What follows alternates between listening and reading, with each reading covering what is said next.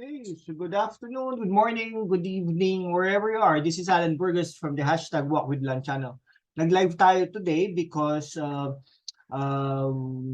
we will be having actually recorded, no? We will be watching together the SONA of our president Bongbong Marcos, the first ever SONA of the president. Okay, so without much further ado, let me share to you the screen, no, from the RTVM, no? Sige, share po natin. Actually, pwede naman yan, no? Share lang natin, no? Actually, ayan, ito na. Okay. Ayan, panoorin po natin sama-sama. And then,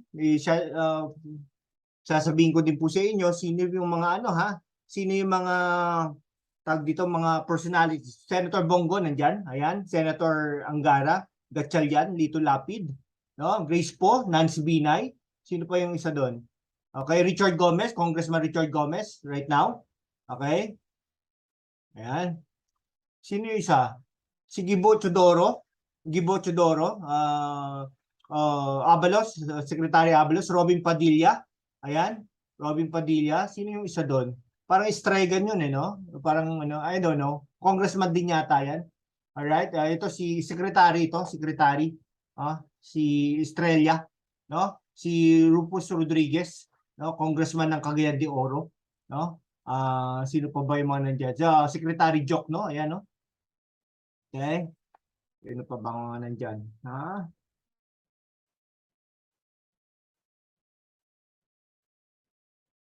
Okay, Irene. Ay, si ano, Vice President, oh. Vice President, oh. Inday Sara, galing, ha? Ganda ng forma niya, Secretary, Presidential Sister Irene Marcos, no? Okay. Secretary of Justice, no? Remulla. Okay, ito si Revilla, no? Congressman Revilla. Okay, Congressman Tolentino, Robin Padilla, yan. Former Speaker Velasco, yun, nandun. Sino pa ba?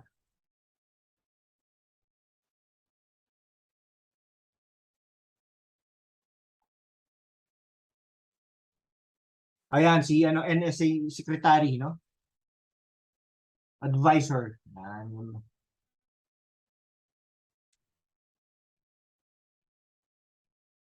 Si Secretary Villar, no? Secretary from Cebu. Ayan na. Secretary Villar. Okay, Secretary Tulfo. Senator Villar pala yun. Ito si Secretary, Solgen.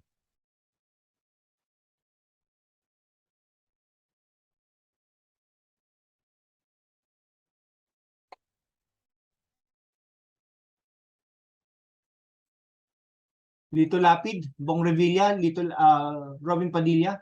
Ayan, Tatad. Bakit ano kaya ang ni Tatad? Dati former senator siguro, no? Invited siya. I don't know, bakit nandiyan si Tatad, no?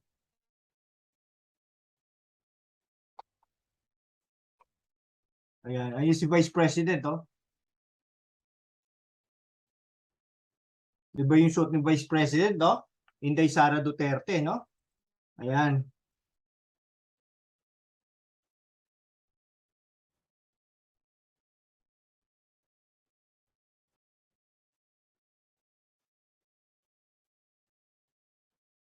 Ayan, si Loren Legarda, Bongo, Gatchalian, Angara, Po, Nancy Binay.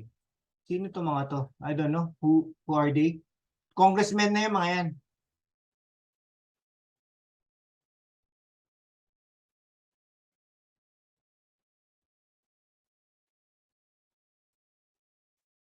Ito mga senators na sumundo kay congressmen and senators na sumundo kay President BBM, no? Jingo Estrada, Tolentino, Marcos, Villanueva, Subiri, Senate President Subiri, ayan yung asawa, si Bongbong Marcos, Speaker Sandro Marcos, si Villar, I don't know, Duterte din to, no? Si Pulong.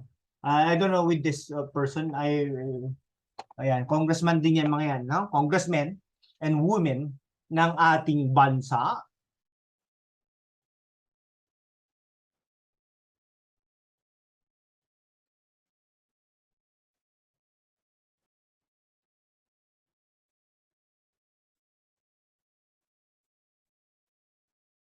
Ayan, nandiyan na yata, no? Ayan na, oh. Senate President Subiri, Speaker Romualdez, and then, of course, PBBM.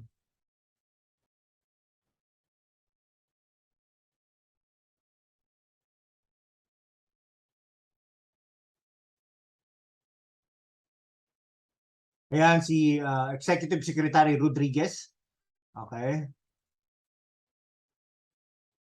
Ayan si Velasco. Okay. Former Speaker Velasco. Ayan si Vice President Inday Sara Duterte. Okay. Secretary Abalos. Nandiyan din.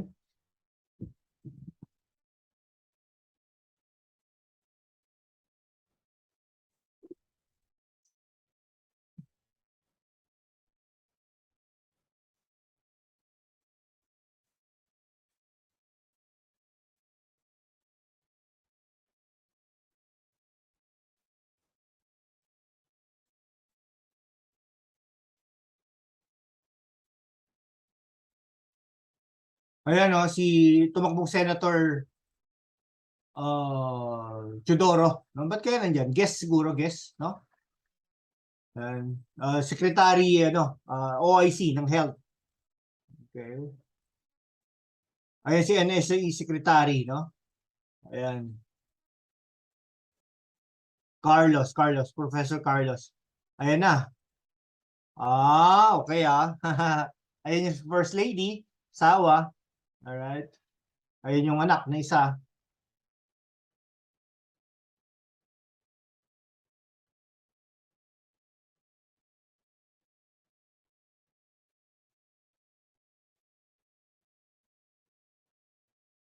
Mas close talaga si First Lady kay Vinny.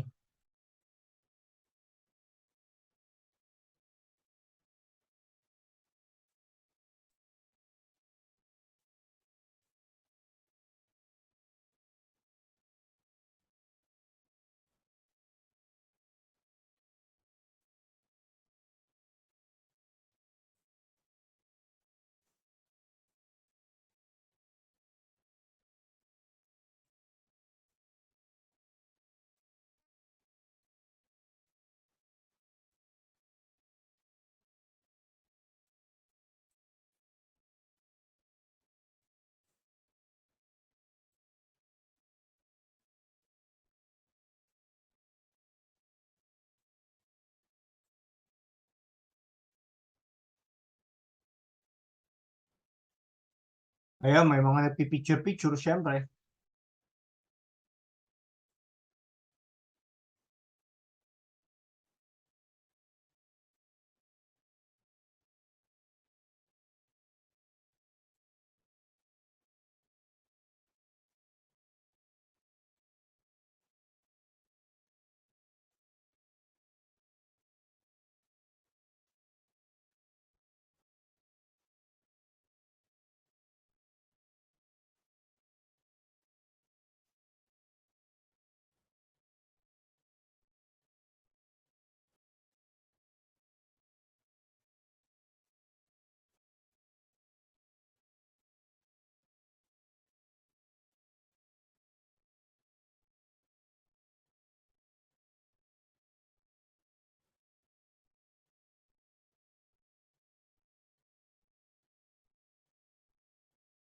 Secretary Villar. Okay, Senator Villar Lapid. Bakit si Tatad, no? Ano kaya role ni Tatad kay Padilla? Baka advisor siya, no?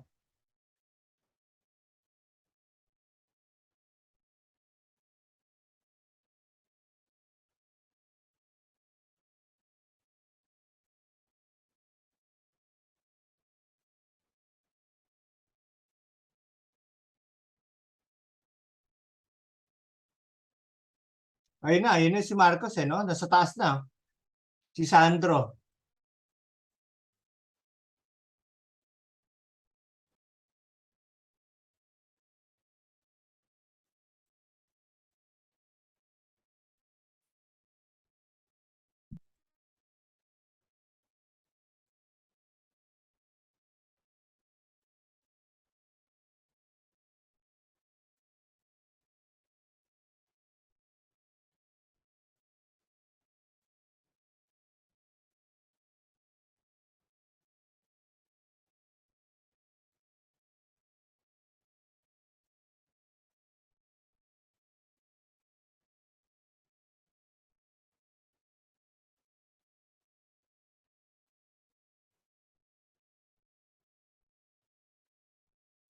Ayun na.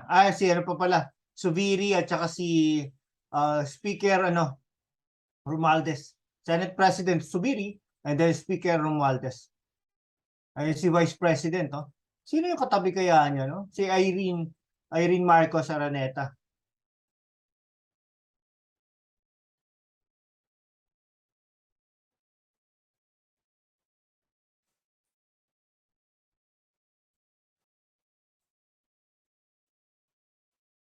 Lagdameo.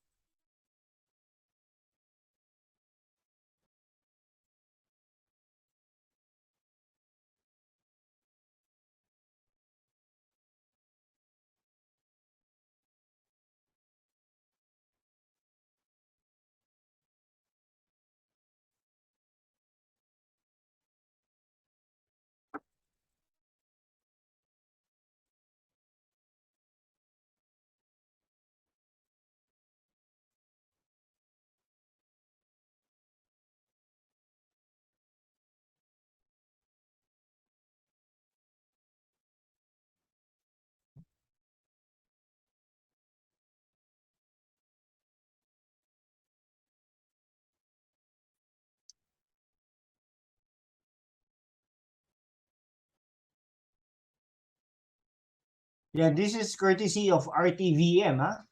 Ayan, okay naman yan. Pwede naman nating ilaan yan i-stream. Ayan, maraming salamat RTVM, Presidential Broadcast, President BBM. Okay, ito na, umpisa na siguro yan.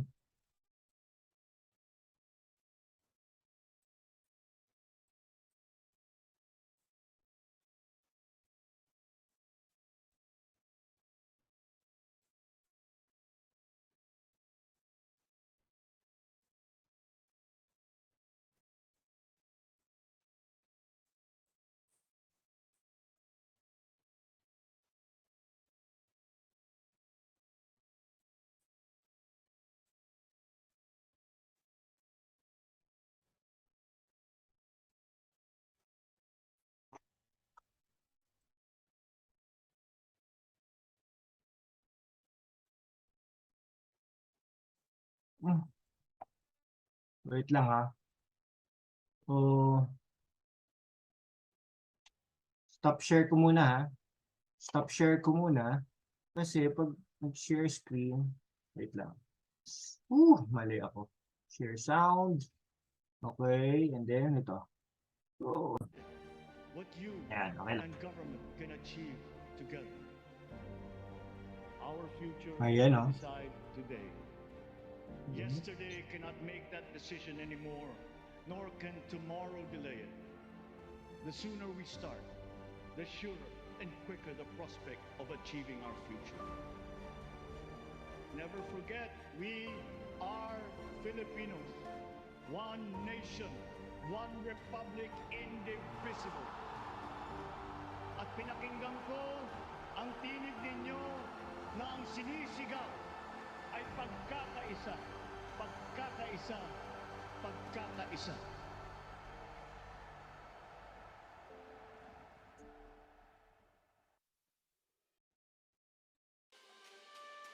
Ayun na siya, oh. Papasok na yan. Naiwan pala siya.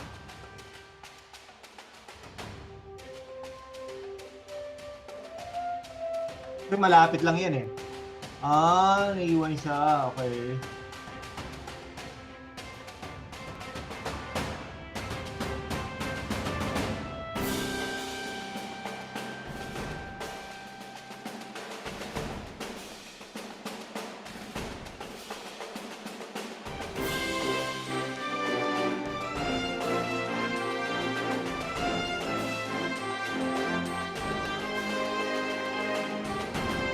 Ayan yung pinaka-secured na place.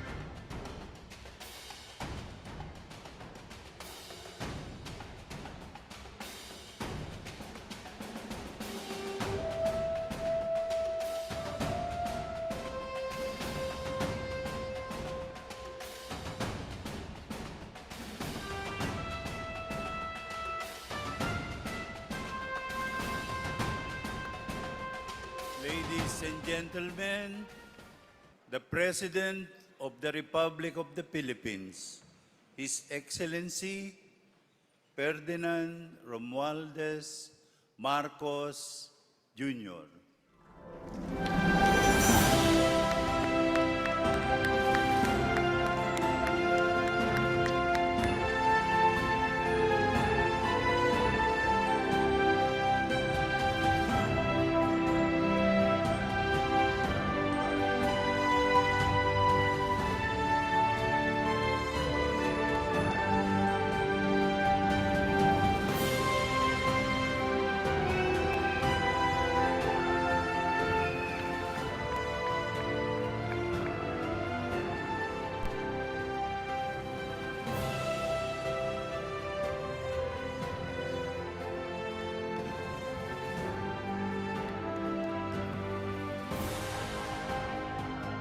Sigarilyo nakapula. Dating liberal yun.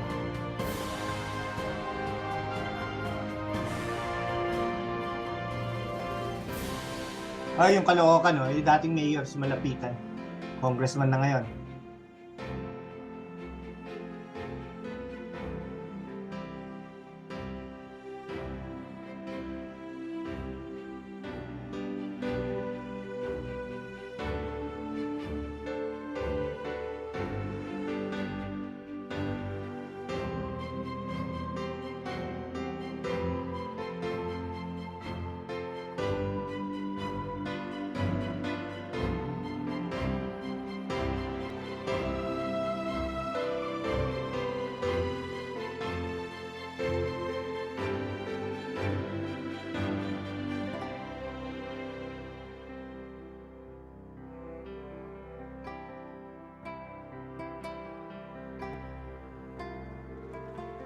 Kaya makapakinggan na natin ang first SONA ng ating Pangulong BBM.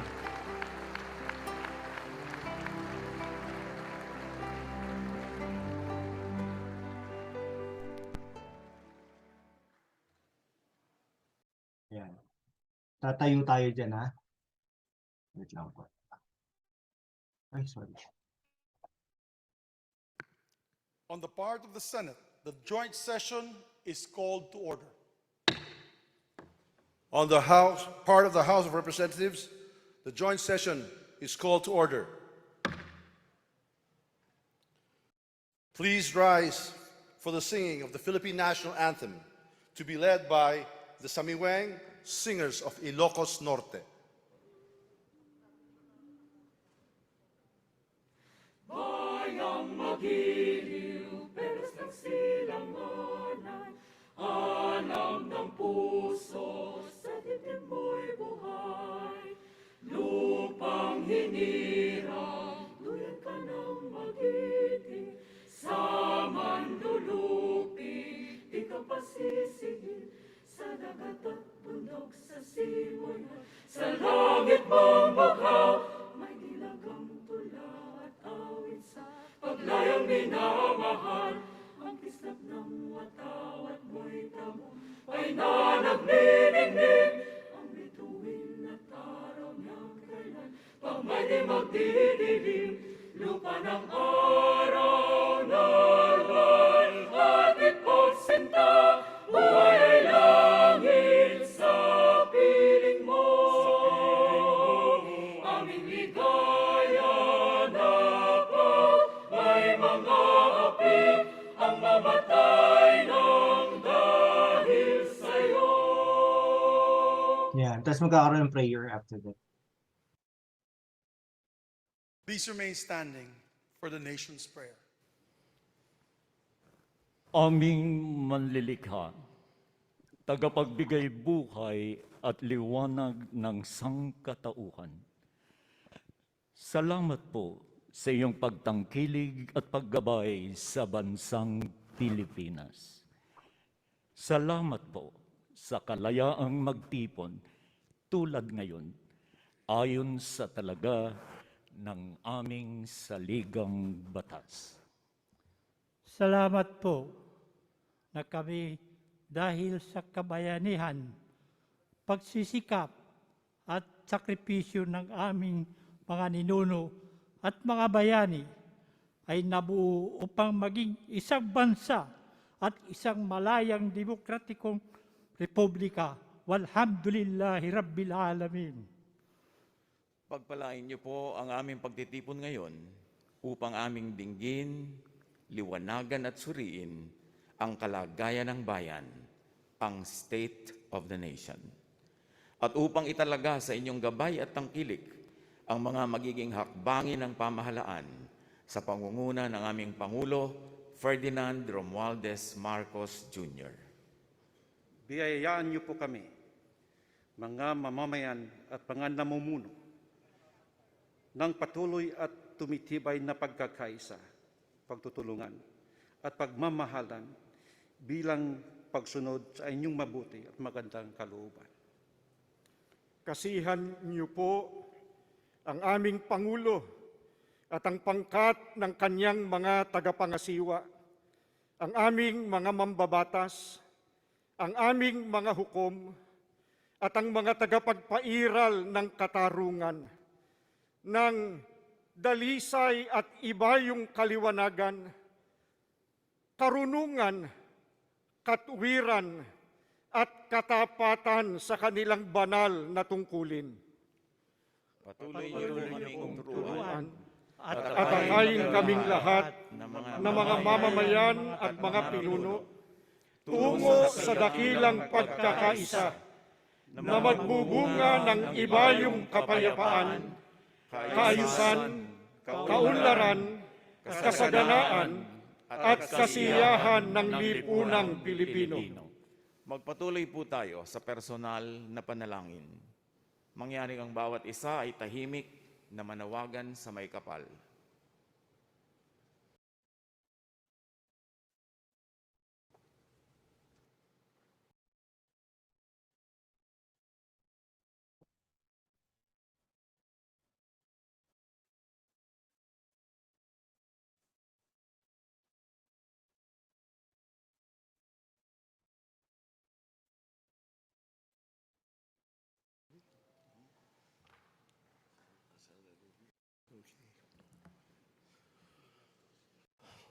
Ladies and gentlemen, honorable members of the Congress of the Philippines, His Excellency Ferdinand Romualdez Marcos Jr., President of the Republic of the Philippines.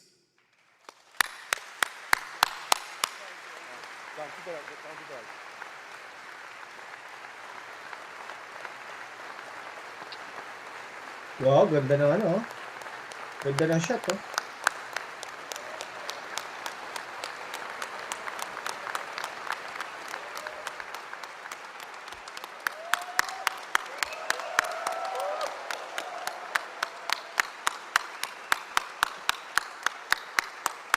Grabe, oh. Hindi mo alam pumapalakpak si ano, Risa Hontiveros. Vice President Sara Zimmerman Duterte, former Presidents Joseph Ejercito Estrada, Gloria Macapagal Arroyo, and Rodrigo Roa Duterte, Senate President Juan Miguel Zubiri, and the honorable members of the Senate, House Speaker Ferdinand Martin Romualdez, and the honorable members of the House of Representatives, Chief Justice Alexander Gesmundo, and the honorable justices of the Supreme Court, the Apostolic Nuncio, Most Reverend Charles John Brown, and the esteemed members of the Diplomatic Corps, the honorable members of the Cabinet, our First Lady, Luis Araneta Marcos, and our children,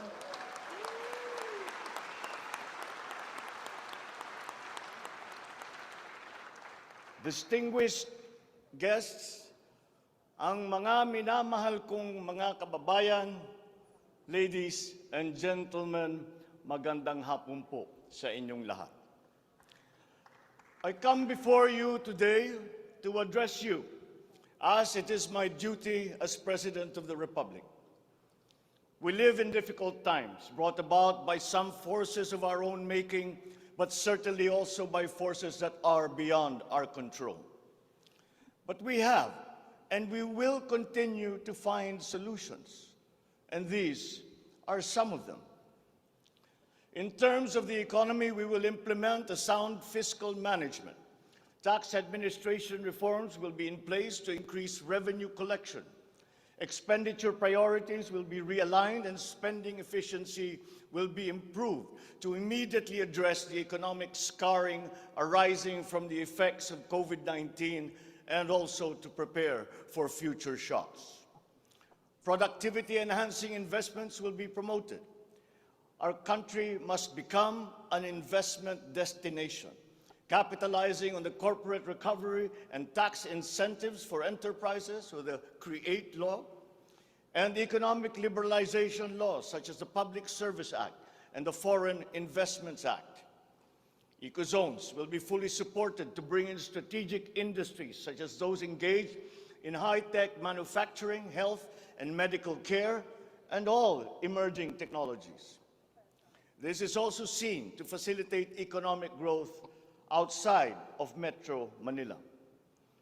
Our tax system will be adjusted in order to catch up with the rapid developments of the digital economy, including the imposition of value-added tax on digital service providers. The initial revenue impact will be around 11.7 billion pesos in 2023 alone.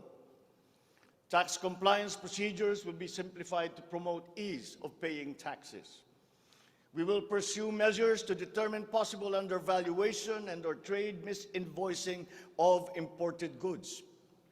Through information and communications technology, the Bureau of Customs will promote streamlined processes. Disbursements for 2022 to 2023 will be maintained at above 20% of gross domestic product or 4.955 trillion pesos and 5.086 trillion pesos respectively to ensure continuous implementation of priority programs.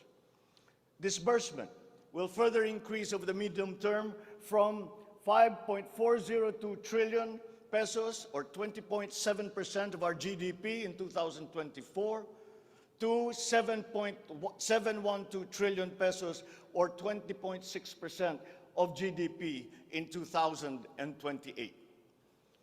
The medium-term fiscal strategy of this administration seeks to attain short-term macro-fiscal stability while remaining supportive of the country's economic recovery and to promote medium-term fiscal sustainability.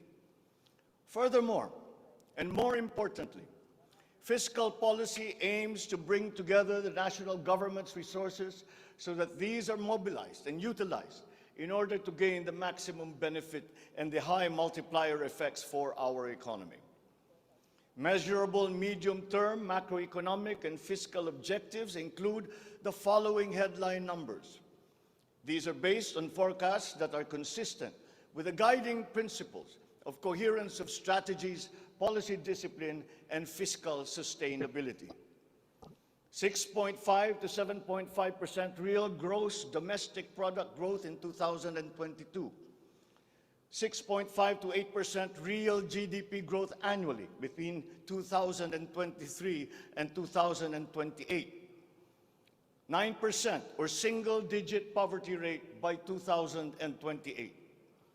3% national government deficit to GDP ratio by 2028. Less than 60% national government debt to GDP ratio by 2025. At least $4,256 income per capita and the attainment of upper middle income status by 2024.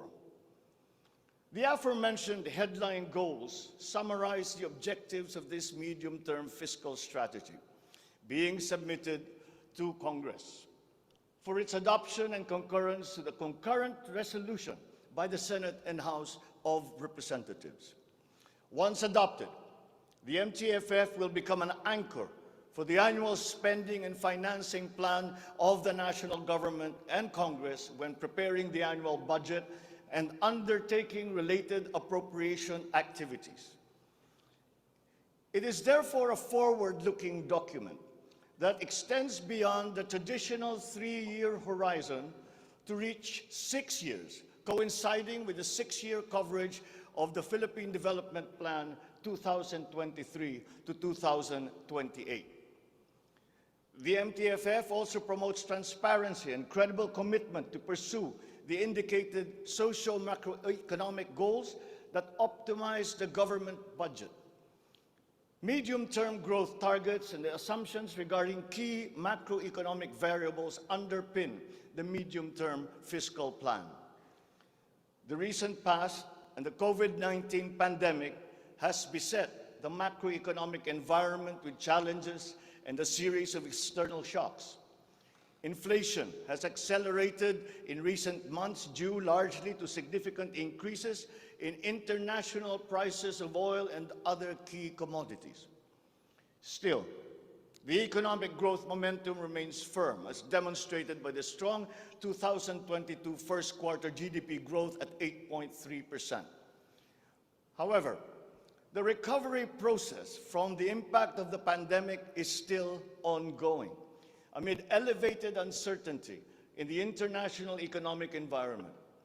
Revisions in the macroeconomic assumptions incorporate these challenges and most recent economic developments, leading to upward adjustments in the following: inflation rate for 2022 to 2023, foreign exchange rate for 2023 to 2025, and goods and services imports growth for 2022. The economy is expected to grow by 6.5 to 7.5% this year as we continue to reopen the economy while considering the recent external developments. In the first quarter alone, GDP saw an increase in household consumption and private investments, along with a robust manufacturing industry, high vaccination rate, improved healthcare capacity, and an upward trend in tourism and employment. This is expected to continue for the rest of the year. The strong economic growth is projected to be sustained and expanded further to 6.5 to 8% from 2023 until 2028.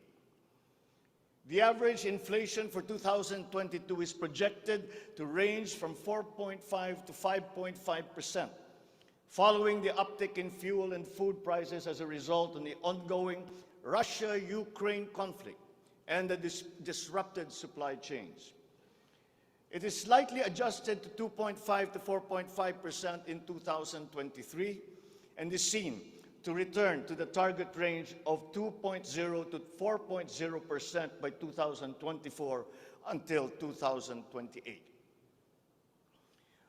Dubai crude oil price is expected to settle at 90 to 110 US dollars per barrel in 2022, 80 to 100 US dollars per barrel in 2023, and 70 to 90 US dollars per barrel from 2024 onwards, as oil supply is expected to catch up and stabilize over the medium term.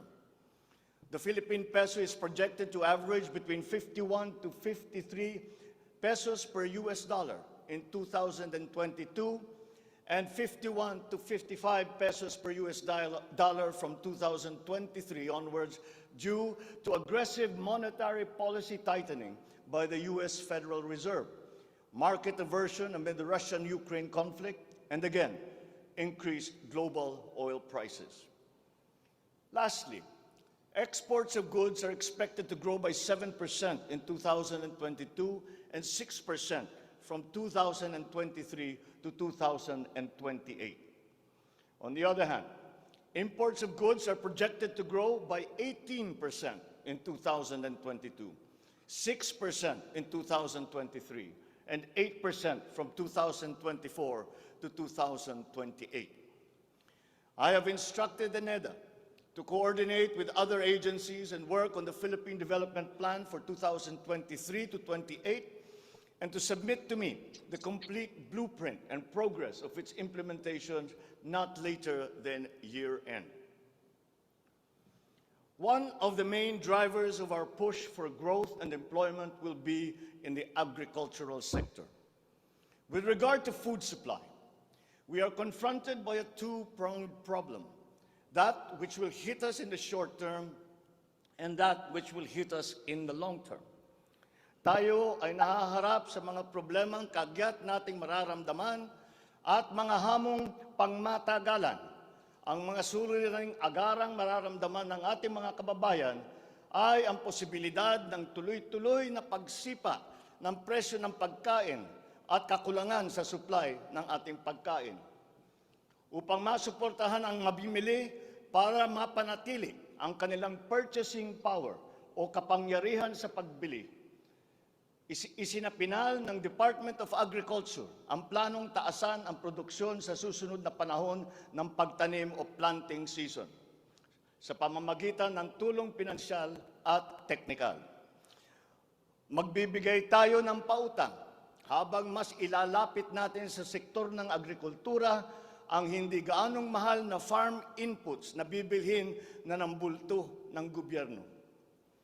Kabilang dito ang abono, pestisidyo, mga punla, feeds, fuel subsidy at ayuda para sa mga karapat-dapat na benepisyaryo. Para sa pangmatagalang solusyon, itataas natin ang produksyon ng mga kalakal at produktong pang-agrikultura.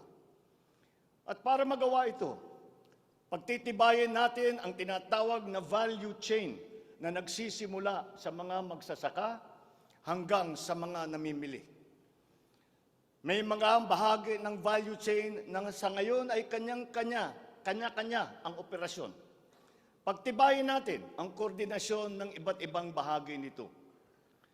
Ang pagsasaliksik para sa mga makabagong paraan at ng pagtatanim at pag-aalaga ng hayop ay masusing gagabayan ng Department of Agriculture. Ang produksyon ng farm inputs o mga kakailanganin ng mga magsasaka sa pagpapalago ng kanilang sakahan ay ating iaayon sa mga hamong dala ng climate change at global warming. Mahigpit na pagsusuri ang gagawin ng ating mga eksperto tungo dito. Ang mga pautang at financial assistance sa mga magbubukid at mangingisda ay magiging institusyon at patakaran ng aking administrasyon.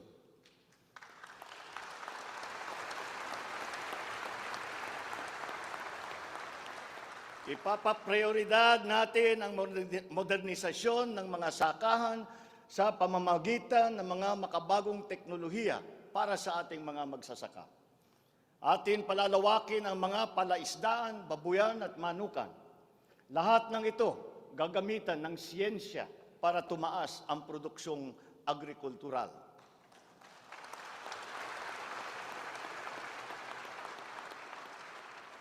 Maging ang post-production at processing ay susuportahan ng pamahalaan.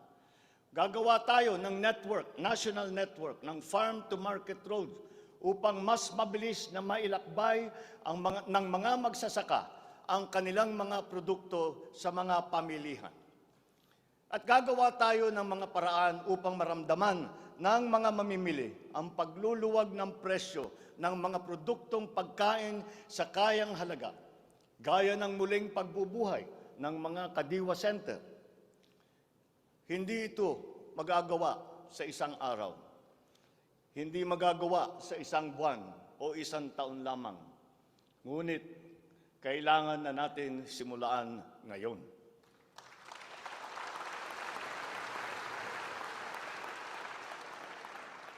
Ang Agrarian Reform Program ay dapat magpatuloy. Agrarian reform is not only about acquisition, but also about support services and distribution. To assist this, I intend to issue an executive order to impose a one-year moratorium on the payment of land amortization and interest payments.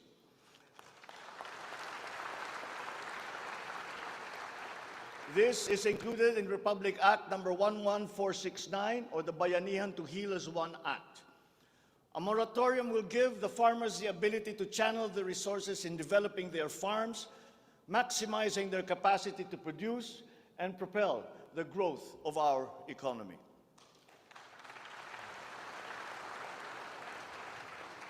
Civil society organizations also support this because it will unburden the farmers of their dues and be able to focus on improving farm productivity. Congress must also pass a law that will emancipate the agrarian reform beneficiaries from the agrarian reform debt burden, thereby amending Section 26 of Republic Act 6657. In this law, the loans of agrarian reform beneficiaries with unpaid amortization and interest shall be condoned.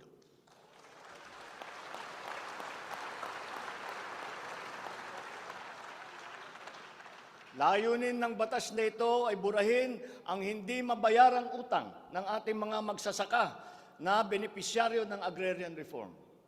Agrarian reform beneficiaries who are still to receive their awarded land under the Comprehensive Agrarian Reform Program shall receive it without any obligation to pay any amortization.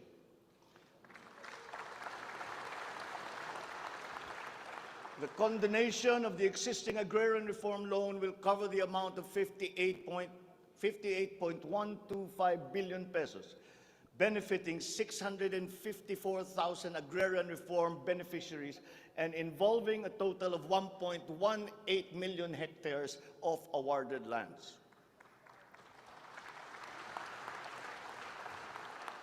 Executive Order Number 75, Series 2019 requires that all government agencies, bureaus, departments, and instrumentalities to turn over agricultural lands to qualified agrarian reform beneficiaries. At present, we have a total of 52,000 hectares of unused agricultural lands of the government, which shall now be used for distribution to the following sectors in accordance with Section 40 of the Republic Act number 6657 as amended. Thus, landless war veterans, landless surviving spouse and orphans of war veterans, landless retirees of the Armed Forces of the Philippines and the Philippine National Police. Agricultural lands acquired under this program will be given to graduates of college degrees in agriculture who are landless.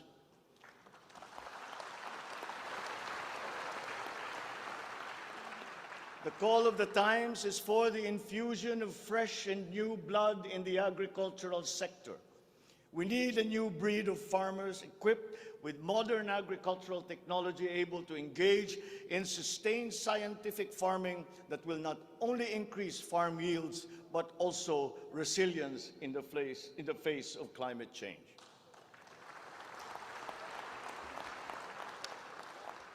They say that each brand has a story. As for the Filipino brand, ours is deeply rooted in our rich cultural heritage, and the tourism sector plays an invaluable role in the promotion of the Filipino brand. Tourism is not only an important economic development tool, but the abundance of opportunities that the sector creates in terms of regular employment and even job creation at the grassroots level is undeniable. To boost our tourism industry, we will first and foremost make basic developments, such as road improvements for easier access to tourism spots. We will also upgrade our airports and create more international airports to help decongest the bottleneck in the Manila airport. We will also make it more convenient for travelers to go around the country, even to remote areas, to help promote undiscovered tourist spots. This program will be led by the Department of Tourism, together with the Department of Public Works and Highways.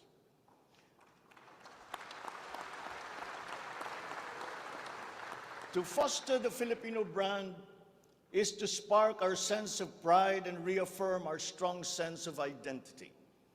It is time to welcome the rest of the world with an enhanced Filipino brand that is unique, attractive, and creative. The creativity of the Filipino is truly world-class.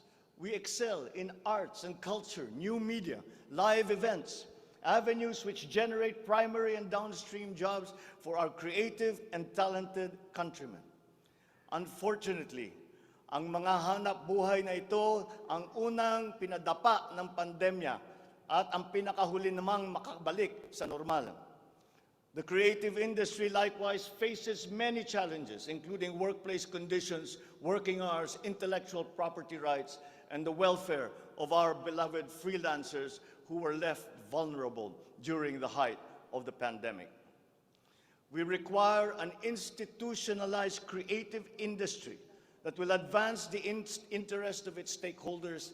Sila na nagbibigay ng kaluluwa at pagkakilala sa ating pagka-Pilipino. Protektahan natin sila.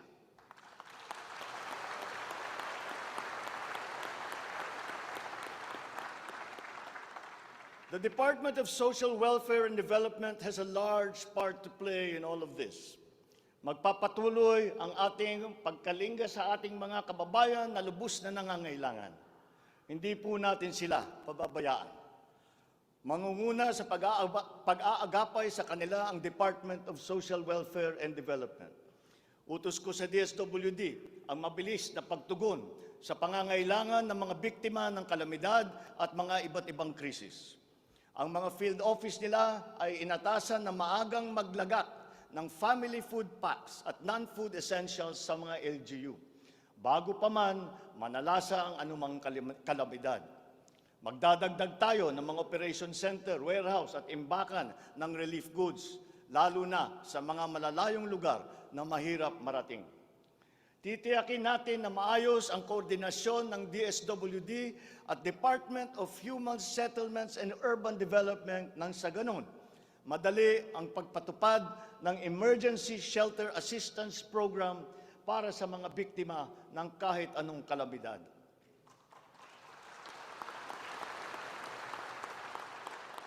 Pagtitibayin pa natin ang komprehensibong programang Assistance to Individuals in Crisis Situations o ang ating tinatawag na AICS para maiparating ang tulong sa mas maraming biktima. Hindi natin papahirapan ang mga biktima ng krisis na dudulog sa ahensya. Gagawin nating simple ang proseso ng paghingi at pagparating ng tulong. Dahil hindi naman dapat dinadagdagan pa ang hirap ng nararanasan ng ating mga mamamayan. Upang matiyak na mapupunta sa kwalipikadong mga pamilya ang tulong na pamahalaan sa pamamagitan na 4Ps o Pantawid Pamilya Pilipino Program, titiyakin natin na malilinis ang listahan ng benepisyaryo.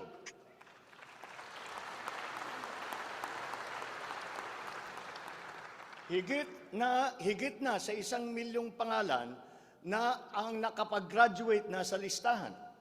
At nagagalak akong mabatid na sila ay nakakatayo na sa kanilang sariling paa. Kaugnay nito ay inutusan ko ang DSWD na pag-ibayuhin pa ang pagrepaso ng listahan upang maitutok ang pamimigay ng sapat na ayuda sa mga lubos na nangangailangang pamilya. Magpapatuloy ang supplemental feeding program para sa mga bata sa child development centers at supervised neighborhood play at lalo pa nating palalawakin sa taong 2023.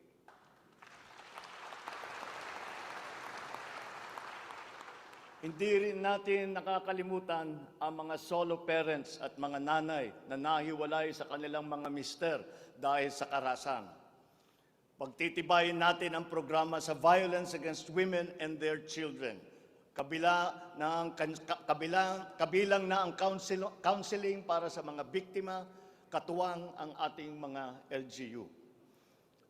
Tiyakin natin na sapat ang pondo sa halos 70 residential care centers at 7 non-residential care centers para sa vulnerable sectors at persons with disabilities na sumisilong dito. Sa ating sitwasyon ng pangkalusugan, nariyan pa rin ang banta ng COVID-19. Lalo't may mga nadidiscovering bagong variant ng coronavirus. Pero hindi na natin kakayanin ang isa pang lockdown. Wala na tayong gagawing lockdown.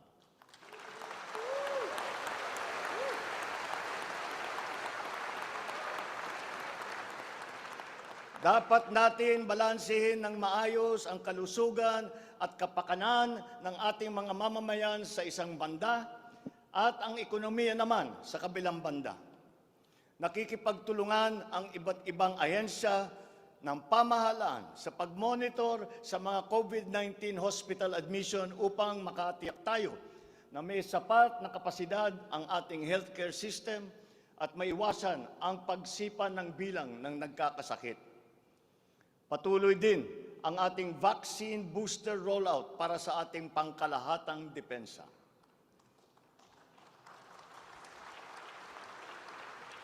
Sa ganitong paraan, kahit pa tumaas muli ang bilang ng mga COVID cases, mananatiling mababa ang bilang ng mga maospital at bilang ng mga namamatay. Sa pamamagitan nito, unti-unti rin tayong masasanay na nariyan ang virus pero hindi na seryoso ang banta sa ating buhay. Iaayon natin ang ating mga health protocols sa kung ano ang ating pangangailangan sa paglipas ng panahon at lalo pang iibayuhin ang kooperasyon kasama ang pribadong sektor upang tumaas pa ang kumpiyansa ng mga mamumunuhan nang sa gayon ay bumalik na tayo sa full capacity, lalo-lalo na ang ating mga negosyo.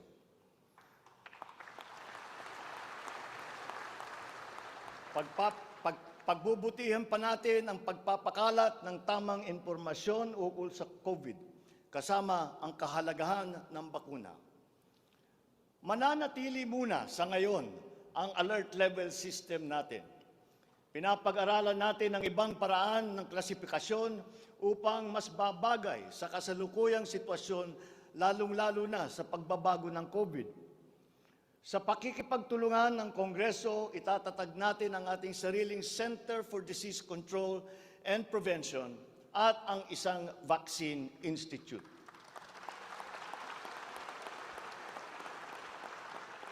Magtatayo tayo ng dagdag na mga health center at ospital. But beyond the issues that the pandemic has brought, the need for a stronger healthcare system is self-evident. We must bring services, medical services to the people and not wait for them to come to our hospitals and healthcare centers. Napakinabangan natin ng husto ang malalaking specialty hospital gaya ng Heart Center, Lung Center, Children's Hospital at National Kidney and Transplant Institute. Kaya maliwanag na hindi lang dapat dito sa National Capital Region kundi maging sa ibang parte ng bansa.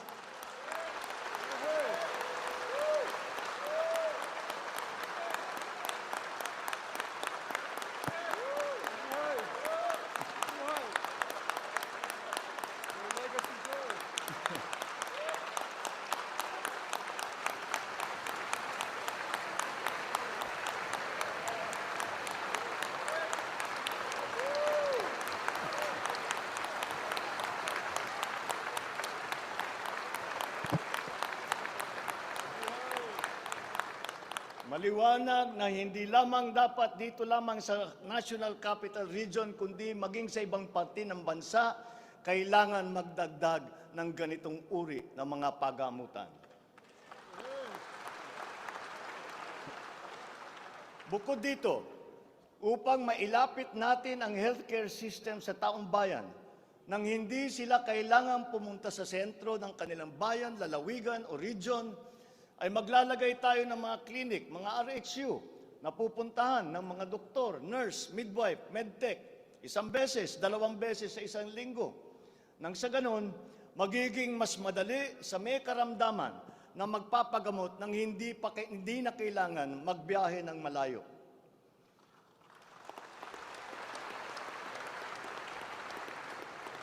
One of the cornerstones of a strong healthcare system is the provision of competent and efficient medical professionals. We will exert all efforts to improve the welfare of our doctors, our nurses, and other medical frontliners. Dapat din tayong magkaroon ng sapat na supply ng gamot na kinakailangan sa pang-araw-araw ng ating mga mamamayan. Sinimulan ko na ang pakikipag-usap sa mga kumpanya ng gamot dito sa Pilipinas at sa ibang bansa. Hinihikayat natin na buksan nila ang merkado upang bumaba ang presyo ng gamot.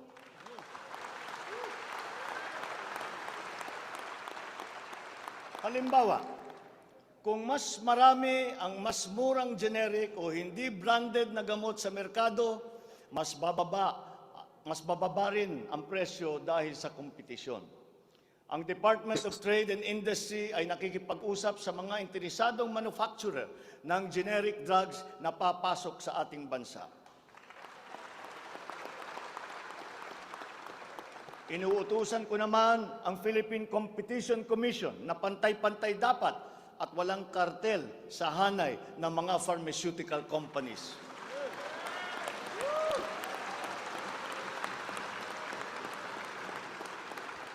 Dahil kapag bukas ang merkado, bababa ang presyo ng gamot para mapakinabangan ng ating mga mamamayan. This is one of the hard lessons that we learned when the pandemic struck, and therefore we must act on that shortcoming.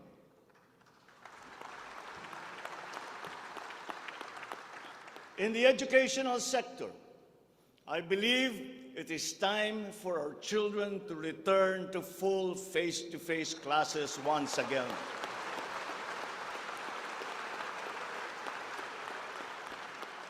The Department of Education, led by our highly able Vice President Sara Duterte, is now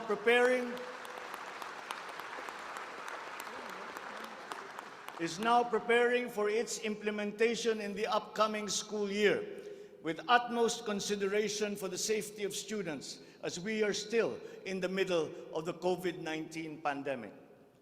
We must ensure that our classrooms are safe for teachers, for students, and the entire academic community when they return to face-to-face classes. We continue to encourage everyone to get their booster shots in preparation for the resumption of in-person classes. This is one of the reasons I have directed the Department of Health and the Department of Interior and Local Government to undertake another rollout of booster shots.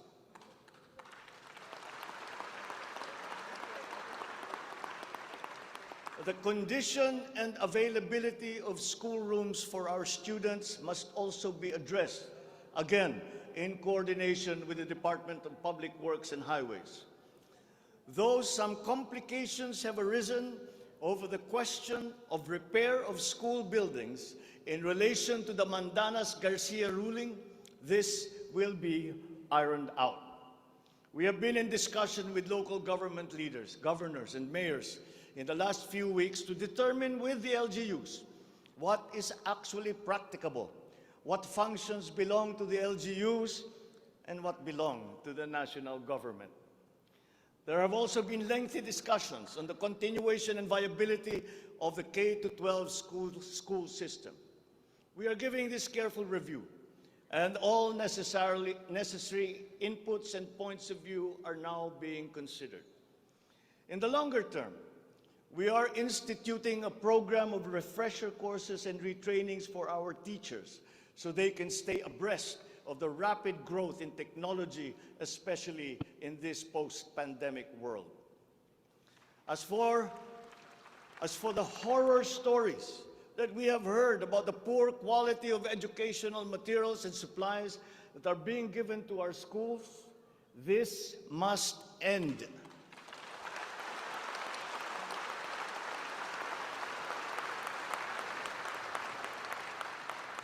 Our children must always be equipped with the best that we can provide. Ang edukasyon ay ang tangi nating pamana sa ating mga anak na hindi mawawaldas. Kaya anumang gastusin sa kanilang pag-aaral ay hindi tayo nagtitipid. Hindi rin tayo nagtatapon. And once again, I am not talking about history or what is being taught. I am talking about materials that are necessary for effective teaching in this day and age. Children now need connectivity to the internet. They need devices to use. They need computers, educational tools.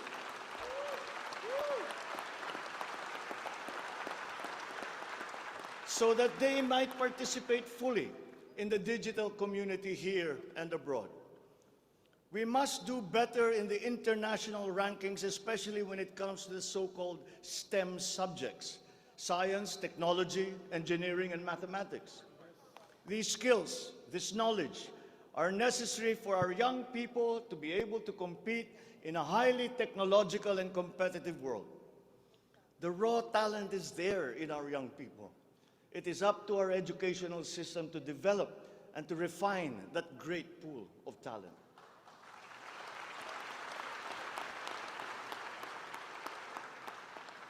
Foreign employers have always favored Filipino employees because of our command of the English language. This is an advantage that we must continue to enjoy. The internet has now become the global marketplace, not only for goods, services, but also for ideas, even extending to our own personal interactions. And the language of the internet, for better or for worse, is English. Therefore, the question of our medium of instruction must be continuously re-examined to maintain that advantage that we have established as an English-speaking people.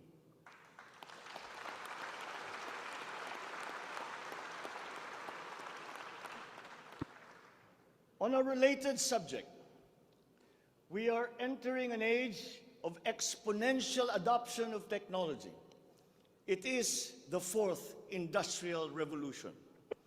This will be characterized by the infusion of technology into almost every facet of our lives.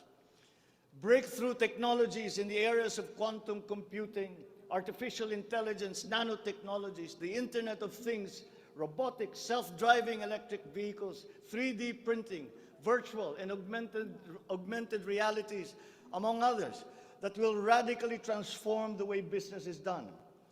The scale and the speed at which these innovations are introduced universally into our everyday lives and activities is unprecedented in our recorded history. We cannot stand idly by. The mission of our Department of Information and Communications Technology is to identify and utilize these innovations to improve governance. It has the daunting task now of transforming our government into an agile bureaucracy that is responsive to the needs of the public. Provide good and solid data to ensure informed decision-making, as well as allow secure and seamless access to public services. The voluminous records stored in the government warehouses and archives have to be digitized. Those that are already stored in various inventories of data should be harmonized and shared across departments and agencies. Needless to say, these have to be kept in large data centers that are secure yet accessible. The national ID will play an important part in this digital transformation.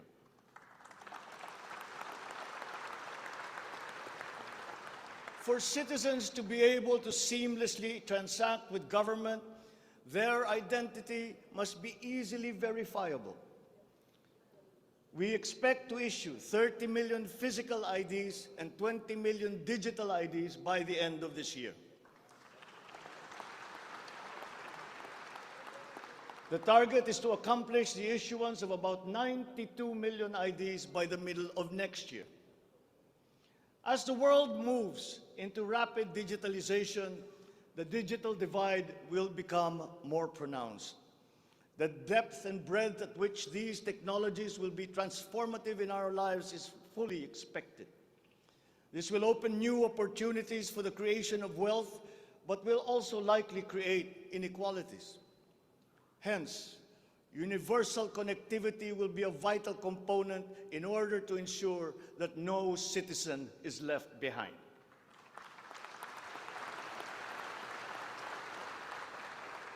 I have therefore tasked the DICT to deploy digital connectivity across our various islands.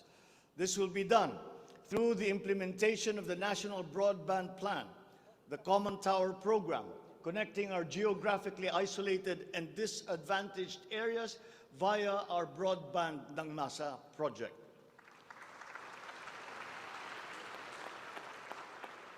All relevant modes of digital transport should be utilized. These may be through a combination of terrestrial or submarine fiber optics, wireless, and even satellite technology.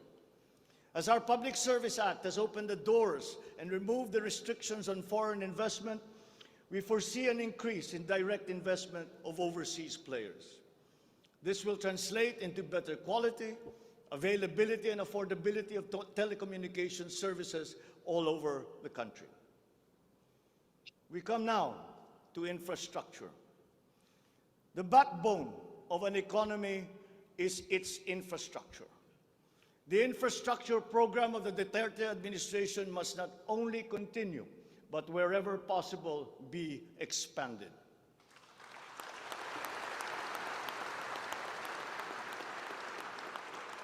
We shall confidently build on this firm foundation established by my predecessor, as it is in building an edifice. We must keep the momentum and aspire to build better, more. Necessarily, infrastructure development will remain a very high priority in our drive for growth and employment. Once again, I will not suspend any of the ongoing projects, as those have already been shown to be of benefit to the public that they serve.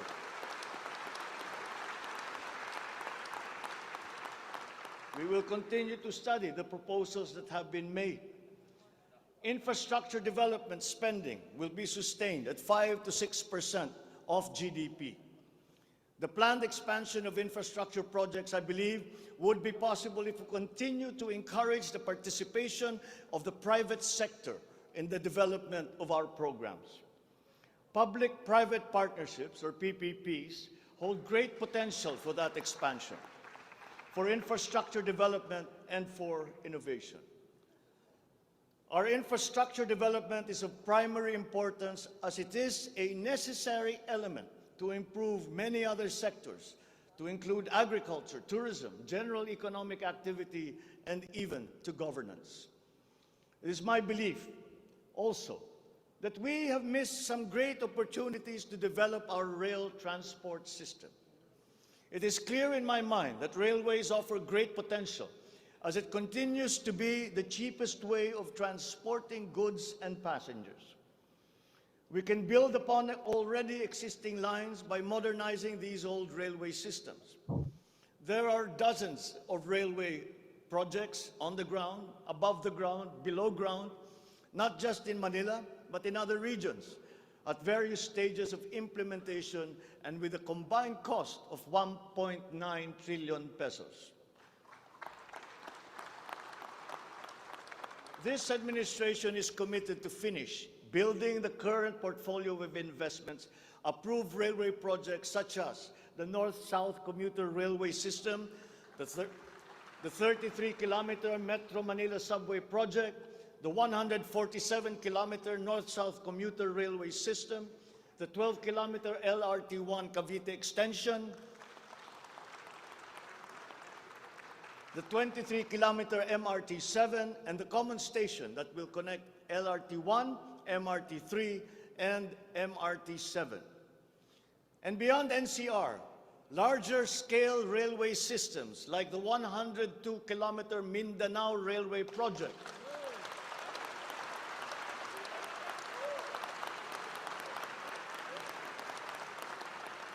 the Panay Railway Project, and the Cebu Railway System will be integrated as a vital part of our transport and communication systems. We will also continue to improve our roads and transportation systems in key cities throughout the country through various projects, such as the Cebu Bus Rapid Transit, Davao High Priority Bus System, Ilocos Norte Transportation Hub, the El Nido Transport Terminal.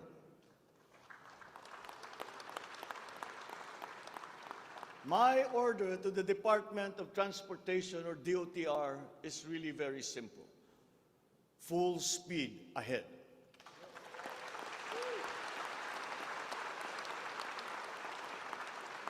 Improving our railway system, along with modernizing existing airports and seaports, will maximize our strategic location in the Pacific and connect our many islands. A key sector in our transformation plans is that of energy.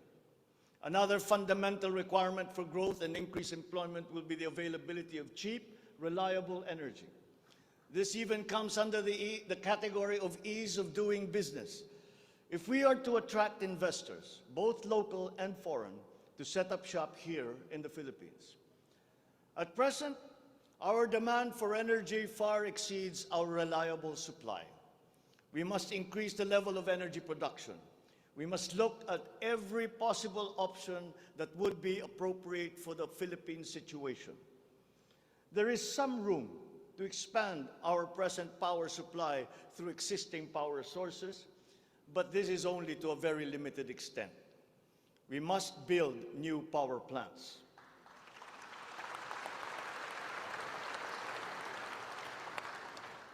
We must take advantage of all the best technology that is now available, especially in the areas of renewable energy.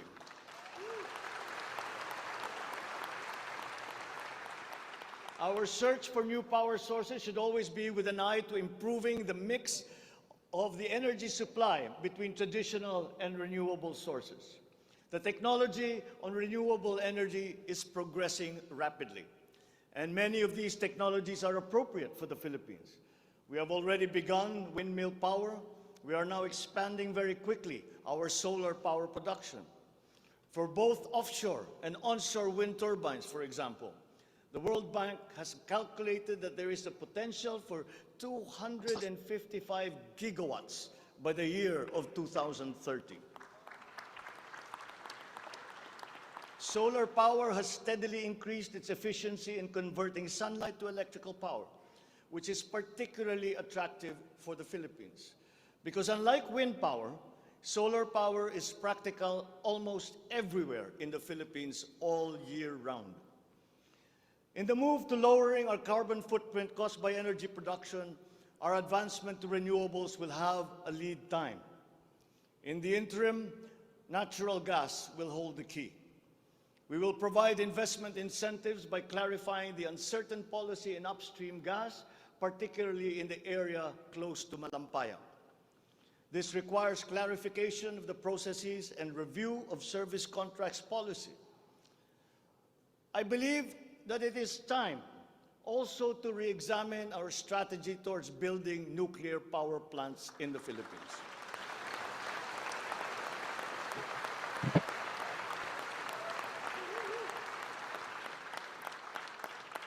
We will comply, of course, with the International Atomic Energy Agency regulations for nuclear power plants as they have been strengthened after Fukushima. In the area of nuclear power, there have been new technologies developed that allow smaller scale modular nuclear plants and other derivations thereof. Once again, PPPs will play a part in support as funding in this period is limited. Furthermore, we must examine the entire system of transmission and distribution for the purpose of finding ways to lower the price of energy to the consumer and to industry. We must expand the network of our transmission lines while examining schemes to improve the operation of our electrical cooperatives.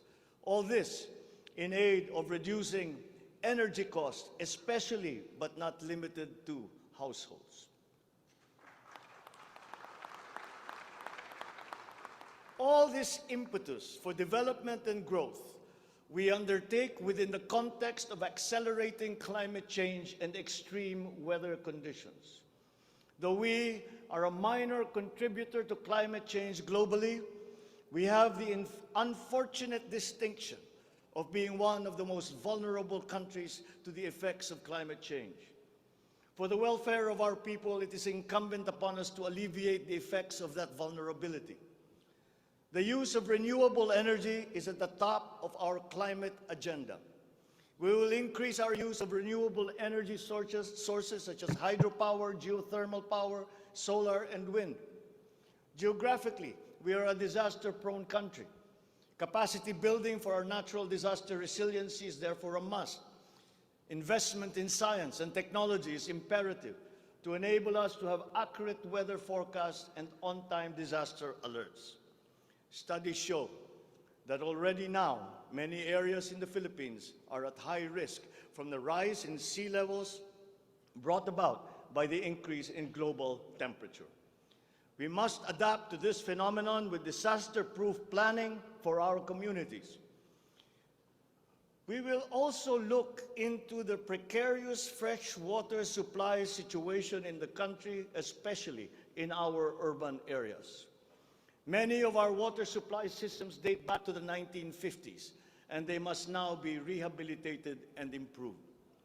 I've instructed the DNR, together with the DPWH, to explore possible partnerships with the private sector to address this crucial situation.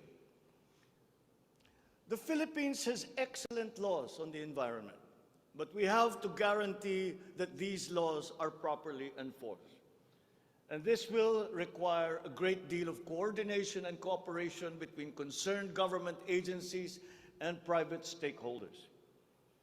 Companies who exploit our natural resources must follow the law. We all have the responsibility to preserve this earth, for we are but custodians, and we will pass on this great treasure to future generations.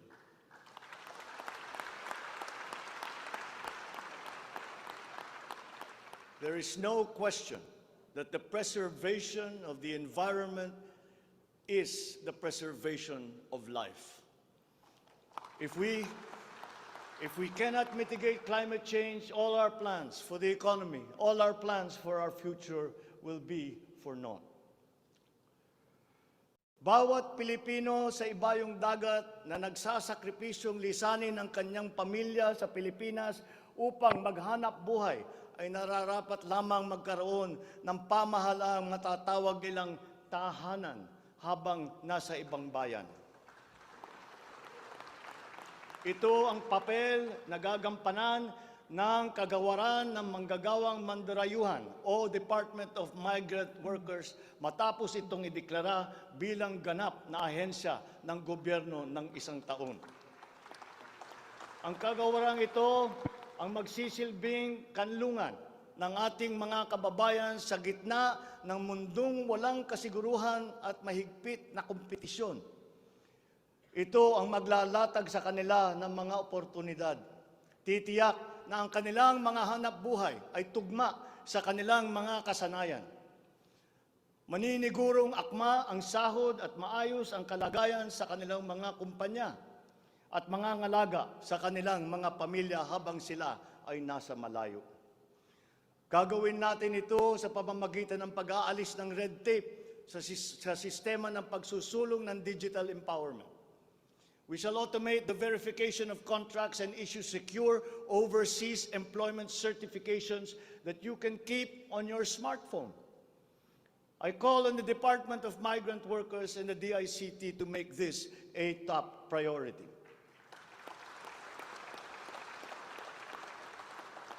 Tinatawagan ko rin ang Department of Foreign Affairs na makipagtulungan sa Department of Migrant Workers na tiyakin ang lahat ng mga diplomatic post ay tutulong na agarang maibalik sa trabaho ang mga ating mga overseas Filipino workers na nawalan ng hanap buhay nitong nakalipas na ilang taon. Mula sa 3 buwan ay gagawin na lang nating 3 linggo para sa isang dayuhang employer na iproseso ang mga papeles ng Pilipinas, ng Pilipinong nais nitong kunin bilang empleyado. Aatasan din natin ang kagawaran ng gawing simple ang komplikadong handbook ng mga tuntunin at regulasyon para sa mga OFW. Nang sa gayon ay maging maalwan ang mga transaksyon may kinalaman sa kanilang pangingibang bansa. Mula sa handbook na may 240 seksyon, ay gagawin nating pamphlet na lamang na hindi hihigit sa 100 pahina. Mahirap na nga ang buhay. Kaya naman, ayaw pa natin makitang lalo pang nahihirapan ang ating mga manggagawang mandarayuhan sa pagtupad sa kanilang mga pangarap. Para sa mga kababayan nating naiipit sa kaguluhan, inaabuso at nanganganib ang buhay, Ikinagagalak kong sa ilalim ng aking pamumuno ay ilulunsad natin ang One Repatriation Command Center o ORCC. Ilalaan natin ang isang social media platform ng Department of Migrant Workers at ang hotline upang matulungan agad at maligtas sila mula sa mas higit na kapahamakan. Noon, nangungutang pa ang isang ina ng bawat OFW upang sumakay ng barko para pumunta sa Maynila at mangatok sa iba't ibang ahensya para mapauwi ang anak na inaapi. Ngayon, kami na ang tatawag sa mga magulang ng OFW para sabihin sa kanila ang petsa kung kailan nila mayayakap at makakapiling ang kanilang mga anak.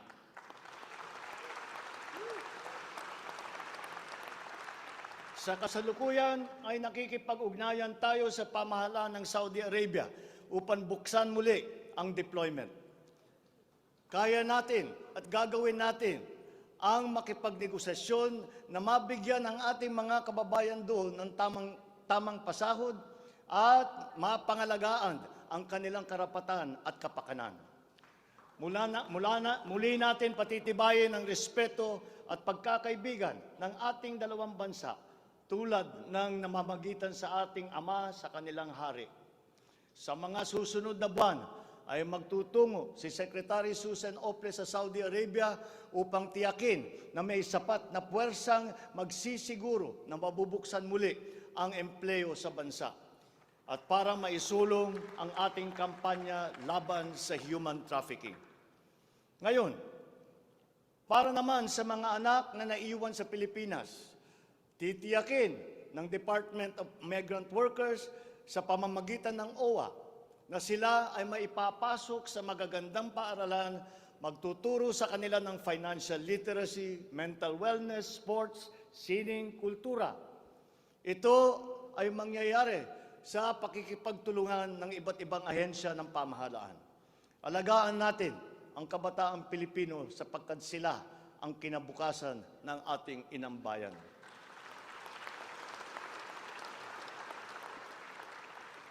Sa ating mga kababayan na nasa ibang bansa, you deserve a home in government, not only for the money that you send home, but you are not cold tools of the economy. You deserve it for your sacrifices for our country and your perseverance and excellence in the global arena. You OFWs represent the fighting faith of the Filipinos as a nation and as a people. Let us transform your overseas journey into inspirational stories for all time. Thanks to you, our dear legislators, and of course to the man every OFW now refers to as their tatay, President Rodrigo Duterte. You passed the law that created this new home for our OFWs.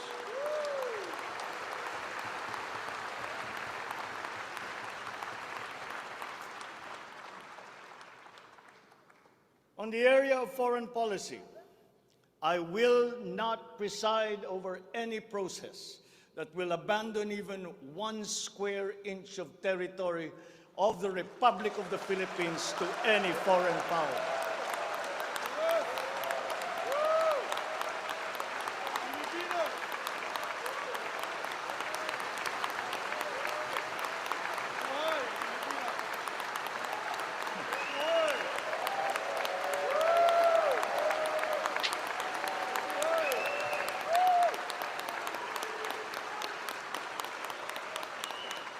With respect to our place in the community of nations, the Philippines shall continue to be a friend to all, an enemy to none. The Philippines has always been open and welcoming to all our foreign friends and visitors.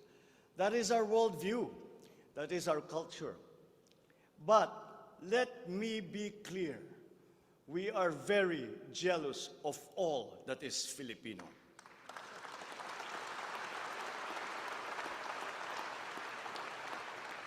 We will be a good neighbor always looking for ways to collaborate and cooperate with the end goal of mutually beneficial outcomes. If we agree, we will cooperate and we will work together. And if we differ, let us talk some more until we develop a consensus. After all, that is the Filipino way. But we will not waver. We will stand firm in our independent foreign policy with the national interest as our primordial guide.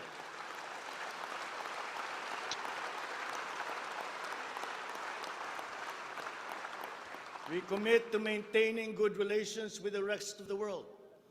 As a matter of fact, it is my sincere belief that the need for strong bonds and collaboration among nations emerges in the direst of times, such as in a pandemic. The partnerships and alliances that we make with all will provide stability that all nations will need as we emerge into this new global economy. The Philippines will continue to promote stronger and multifaceted relationships with all our partners around the world. We are, in fact, grateful for the messages of support and offers of help that we have received from many of our friends in the international community. This has been communicated to us through the different envoys and ambassadors here in the Philippines. Such strong relationships can only be beneficial to all involved. As I am here today addressing the legislature, allow me now to propose legislation that we would like you to pass in support of these programs. 1.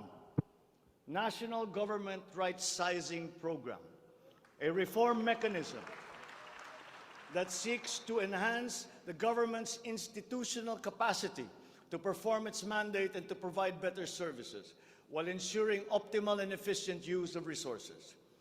Compared to previous government reorganization efforts, the NGRP will entail a comprehensive strategic review of the functions, operations, organization, system, and processes of the different agencies, and massive and transformational initiatives in agencies concerned, such as mergers, consolidations, splitting, transfer, and even the abolition of some offices. The right-sizing efforts will also involve the conduct of a comprehensive strategic review of functions, programs, and projects that will cut across various agencies. Number 2, a budget modernization bill.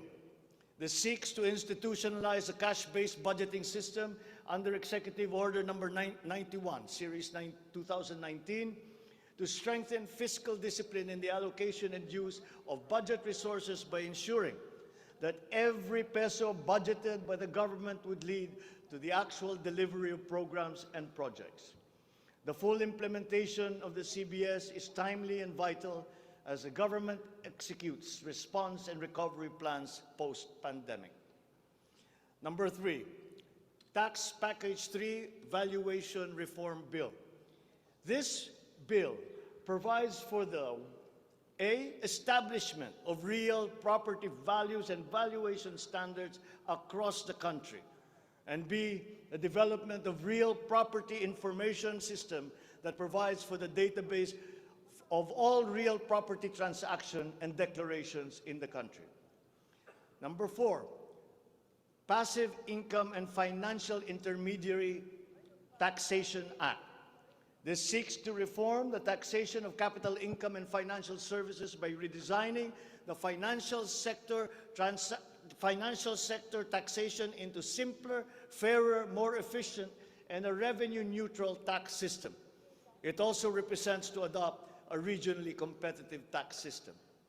Number 5, E-Government Act, which provides for the establishment of the e-government master plan, which shall cover all e-government services and processes. Number 6, the Internet Transaction Act, or e-commerce law, which aims to establish an effective regulation of commercial activities through the Internet or electronic means to ensure that consumer rights and data privacy are protected, innovation is encouraged, fair advertising practices and competition are promoted. Online transactions are secured, intellectual property rights are protected, and product standards and safety are observed. Number 7, government financial institutions unified initiatives to distressed enterprises for economic recovery.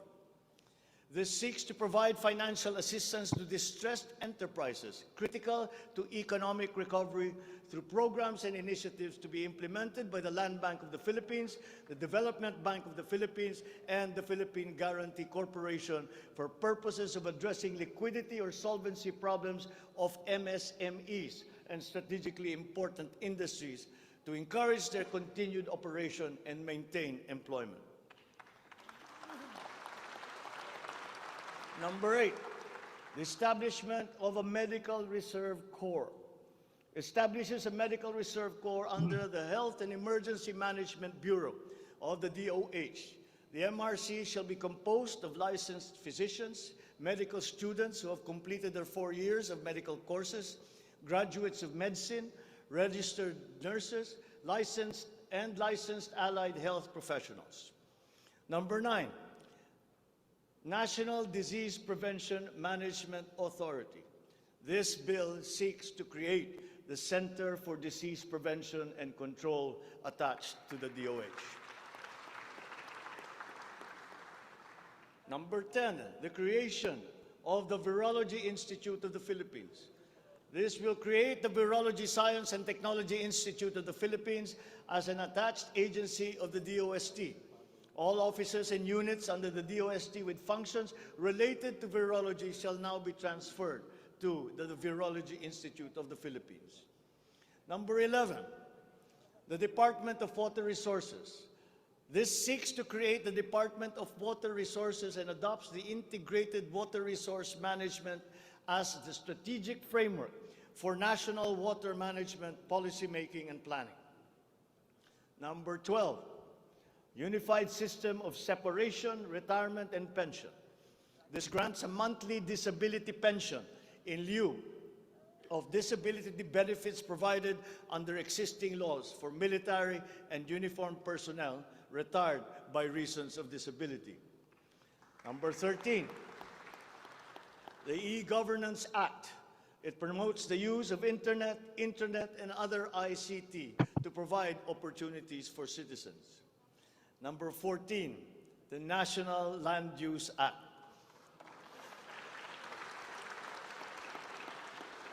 This will provide for a rational and holistic management and development of our country's land and water resources, hold owners accountable for making these lands productive and sustainable, strengthen the LGU to manage ecological balance within its jurisdiction. It also provides for land use and physical planning framework as a mechanism in determining policies and principles to implement this legislative measure. Number 15, the National Defense Act.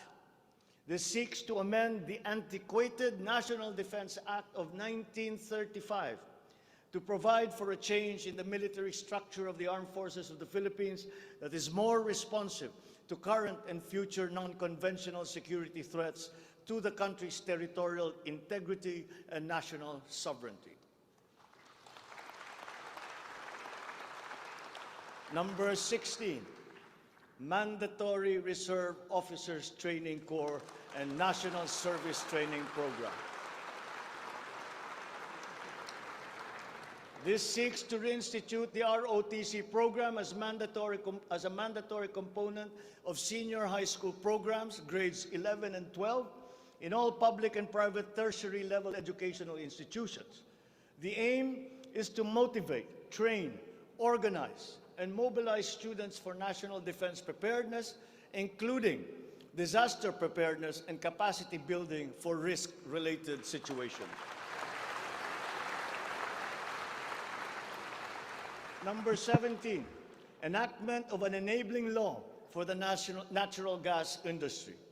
This seeks to foster the development of the midstream natural gas industry in a bid to strengthen Philippine energy security by diversifying the country's primary sources of energy and promoting the role of natural gas as a complementary fuel to variable renewable energy. Number 18, amendments to the Electric Power Industry Reform Act, or EPIRA. This aims to improve the implementation of the law's provisions and enhance its effectiveness to address the high cost of electricity, alleged market collusion, and insufficient power supply. The bill seeks to restructure the Energy Regulation Commission to foster accountability and improve the Commission's governance system that would ensure consumer protection and in enhancing competitive operation of the electricity market.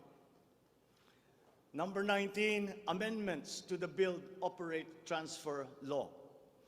This seeks to improve the implementation of the public-private partnership program and to be able to direct the desired outputs and outcomes in line with the strategic development targets of the country. Specifically, the amendments seek to, 1, address the ambiguities in the existing law, 2, address the bottlenecks and challenges affecting the implementation of the PPP program, and 3, foster a more competitive and enabling environment for PPPs. To my fellow Filipinos, ang aking mga minamahal na kababayan, batid ko na hindi madali ang ating pinagdaraanan sa nakaraang higit na 2 taon. Alam ko rin na ang bawat isa sa inyo ay ginagawa ang lahat ng inyong makakaya upang patuloy na harapin ang lahat na pagsubok sa kasalukuyan. I do not intend to diminish the risks and the challenges that we face in this turbulent time in global history. And yet, I see sunlight filtering through these dark clouds. We have assembled the best Filipino minds to help navigate us through this global crisis that we are now facing. We will endure. Let our Filipino spirit ever remain undimmed.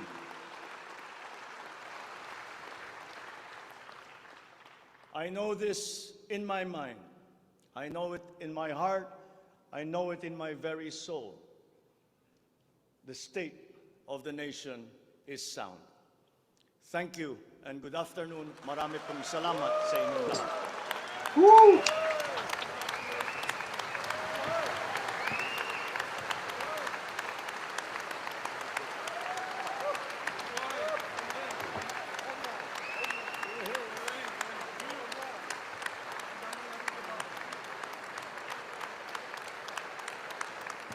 Grabe, galing.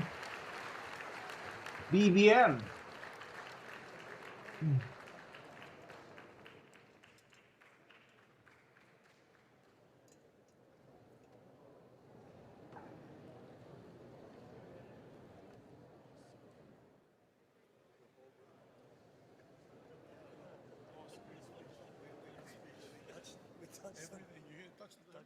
Yeah, I couldn't leave anything out.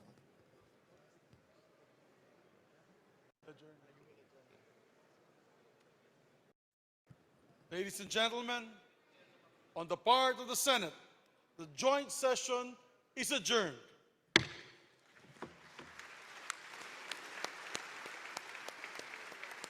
On the part of the House of Representatives, the joint session is adjourned.